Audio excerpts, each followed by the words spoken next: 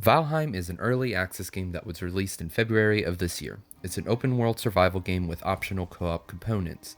While an open world survival early access game may sound like familiar territory to many of you fellow gamers, it became massively popular for streamlining a lot of the boring, grindy aspects that infected many of the games in the genre. This includes mechanics like item repair, where usually in other survival games you have to make sure you craft multiple of the same tools, using up lots of resources. Well, item repair in Valheim is free.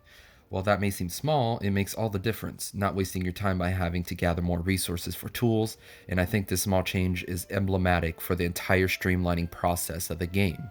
This is one of the reasons I think I have gravitated towards Valheim while I've had little interest in games like Ark Survival Evolved or Rust. In this video, I want to explore why Valheim caters to my playstyle using the Bartle types, which may lead me to discover why I enjoy Valheim over the other open world survival games. Before we get into my playstyle though, I will go over what you will be doing in any given session of Valheim. You are dropped into the 10th Norse world, Valheim, by a Valkyrie after having been slain in battle. Once dropped, it's up to you to figure out what you need to do. This involves a lot of exploring, fighting ancient monsters, chopping down trees, fighting bosses, sailing, cooking, hunting, gathering, crafting, building bases, and more exploring. The game looks great, with a very distinctive retro graphic style, while having a modern lighting engine that ties everything together. This style contributes to the player wanting to explore more, initially going through rolling hills and lush forests that are generally harmless, but eventually you find a swamp, and things get more dangerous, introducing stronger enemy types and more brutal environments to explore.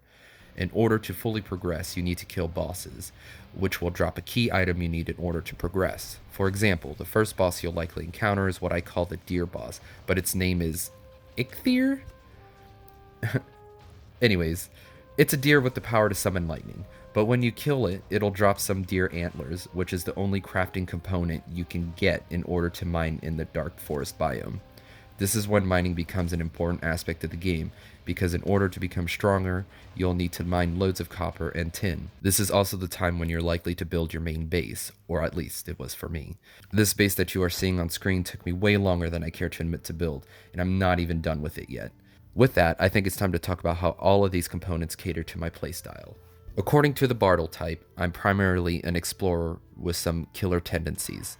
An explorer is outlined as someone who takes pleasure from the act of discovery itself, whether it's the discovery of the game world or the discovery of the game behavior behind the static game world. It's typically more of an interacting type, instead of interfering with the game world, which is what killers do.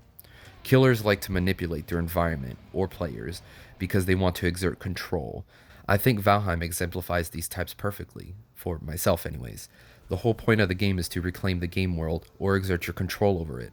While this may sound more like the killer type, the overall gameplay caters more towards explorers. You do way more exploring, building, and resource gathering than you do exerting dominance. I think that's the major difference between Valheim and, say, Rust. In Rust, the point is to exert dominance over other players by either killing them or enslaving them or whatever, and the reason to progress is to further that agenda. You build a base to defend yourself, and you craft better weapons in order to be a more effective killer against other players. In Valheim, the only way to play online is by cooperating with other players to fight the game world, not the players themselves.